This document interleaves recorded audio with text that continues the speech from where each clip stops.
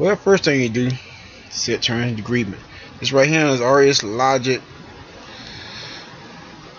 Micro English 8.3. I got the original, but I'm not gonna fool with it right now, so I'm sitting here and got nothing to do. So I'm gonna go ahead and get what's going on. Accept the terms and conditions. You gotta read all this shit.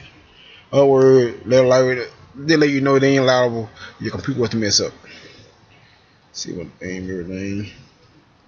Nets complete. Install.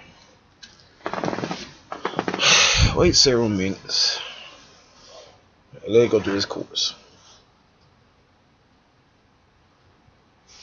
Pretty much I'm gonna give you like a few instructions. I'm gonna make a couple runs. I can't configure it to no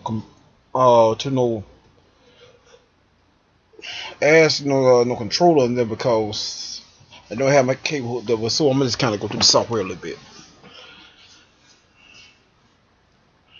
Let you know a couple things in the basics. RS Logic Micro Light. When they say light, they mean light. Really, this is designed for micro logics, for smaller systems. You can't do too much with it.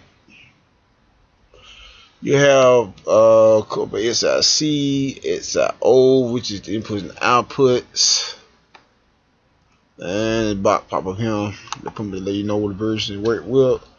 Might not even work with this, because this is Windows 7. And we'll see in a minute. Alright. That is one video.